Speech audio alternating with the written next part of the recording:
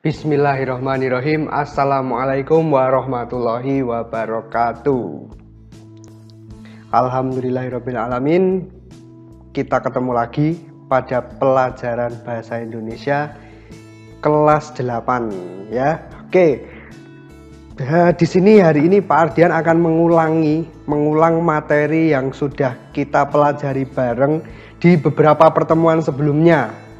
Nah, sebelum nanti kita melangkah lebih jauh lagi ke materi-materi selanjutnya, Pak Ardian mau ulang dulu, review sejenak materi yang sudah disampaikan.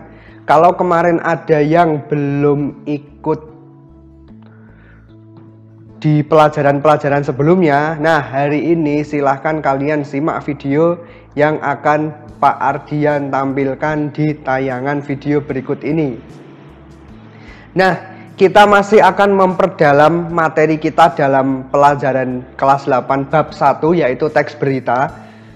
Nah, di sini ada berita. Nah, daripada kelamaan nanti berita ini bisa kamu lihat di link video yang Pak Ardian tulis di deskripsi ya. Tema beritanya tentang sampah, tentang lingkungan.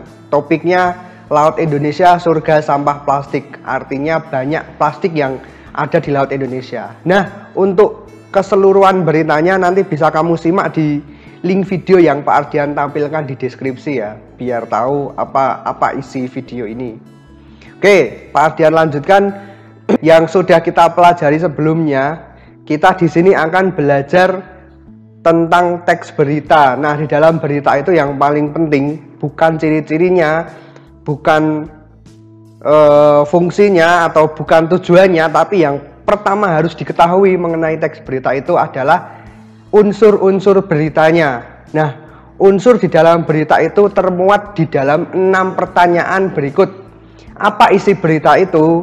Di mana peristiwa itu terjadi? Kapan peristiwa itu terjadi? Mengapa atau apa penyebab peristiwa itu? Siapa yang terlibat dalam peristiwa itu dan bagaimana hal itu bisa terjadi. Nah, berita yang bagus, nah ini catat ini, berita yang bagus pasti memuat 6 unsur ini. Nah, kalau ada yang nggak ditemukan Pak, nggak dituliskan dalam berita, ya nggak apa-apa, tapi itu tidak termasuk berita yang bagus dan komprehensif. Komprehensif itu informasinya, informasi yang ada dalam berita itu utuh, jadi semua informasi ada.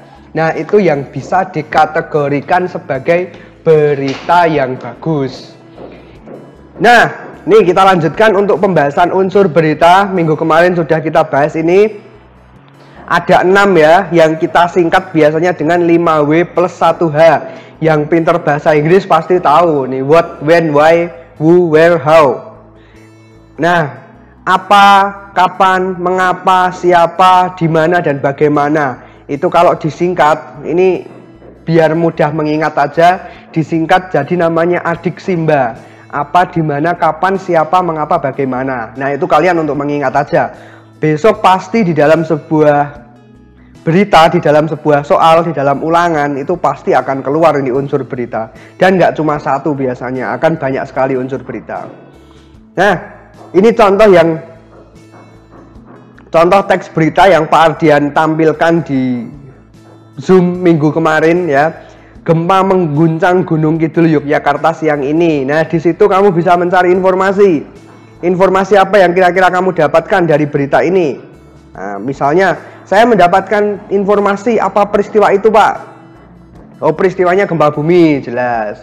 Saya mendapatkan informasi di mana, Pak, tempatnya. Saya mendapatkan informasi kapan peristiwa itu, Pak, dan lain sebagainya. Nah, itu kamu bisa menganalisis berita itu secara keseluruhan. Kemarin juga sudah ada tugas analisis berita ya. Yo, yang belum mengumpulkan, yang udah mengumpulkan pertama Reva kalau nggak salah. Yang lain masih Pak Ardian tunggu. Yo, yang belum mengumpulkan analisis unsur berita. Nah, ini yang kemarin. Oke. Setelah mempelajari unsur, setelah kamu memahami apa itu unsur berita, yang selanjutnya kita pelajari adalah strukturnya.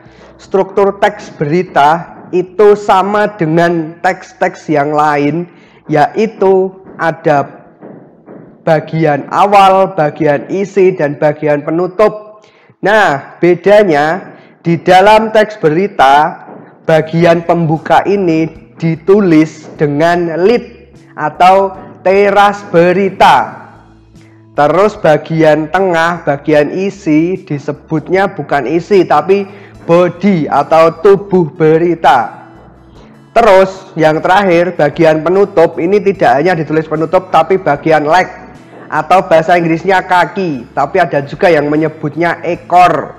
Nah, isi dalam lead, body atau kaki, nah ini bisa kamu baca di tayangan ini. Nah, pembukaan isi informasi penting, terus bagian isi itu lengkap dan rinci ya, lengkap dan rinci itu pasti di bagian isi. Kemudian bagian kesimpulan atau bagian kaki itu isinya penegas yang berupa simpulan. Oke, ini juga sudah tak sampaikan minggu kemarin, jangan sampai lupa apa peristiwa yang diberitakan. Jadi pasti loh dalam sebuah kalau kamu nulis berita itu jangan bingung, Pak saya kok nulis berita bingung ini mulai dari mana dulu. Lah bebas, nulis berita itu bebas, mau mulai dari peristiwanya dulu boleh, mau mulai dari kapan dulu boleh. Misalnya tanggal 30 Juli 2020 pada pukul 16.00 telah terjadi hal fenomena alam yang sungguh sangat mencengangkan. Nah, itu contoh diawali dengan kapan. Bisa juga diawali dengan tempat. Ya, tempat. Terletak di sebelah barat Gunung Lawu ada peristiwa yang membuat geger warga sekitar. Nah, itu berarti diawali dengan tempat. Terus bisa juga mengawali dengan mengapa, mengawali dengan siapa. Nah, ini ada contoh ya yang Pak Ardian tampilkan, tapi minggu lalu sudah ditampilkan tentang informasi yang kamu pakai untuk mula-mula awalan menulis berita. Ini contoh berita yang dimulai dari apa. Jepang membuka perbatasannya bagi orang dari luar negara itu. Ingat, walaupun ada tulisan Jepang tapi dia bukan tempat ya. Kalau tempat itu ya benar Jepang, tapi bukan dalam kalimat ini. Terus ini contoh yang dimulai dari siapa, Valentino Rossi. Atau biasanya kalau berita dari siapa itu pasti memberitakan salah seorang tokoh. Next, itu yang kemudian ini berita yang dimulai dari di mana itu kekayaan alam Kabupaten Ciamis, Jawa Barat. Nah, ini kalian harus tahu. Besok ini ada ulangan. Kalau ulangan Pak Ardian akan instruksikan untuk menulis berita. Siap-siap aja berarti. Kamu cari topik-topik yang aktual di sekitar rumahmu. Karena kita mempelajari baru 2 KD dulu. KD pertama itu unsur berita, KD kedua struktur berita. Yang lain masih akan mempelajari bagaimana unsur kebahasaan berita, dan nanti kita juga mempelajari bagaimana membuat kerangka hingga mengembangkan berita, mengembangkan menjadi berita secara utuh. Nah, hari ini Pak Ardian cukupkan sekian dulu. Ingat, setelah ini ada tugas yang akan Pak Ardian share lewat Japri. Oke? Terus minggu depan kita diskusi kelompok dulu. Baru setelah itu kita melangkah ke kompetensi selanjutnya. Gitu ya, kalau ada pertanyaan Pak Ardian tunggu di WhatsApp. Terima kasih atas perhatiannya. Wassalamualaikum warahmatullahi wabarakatuh.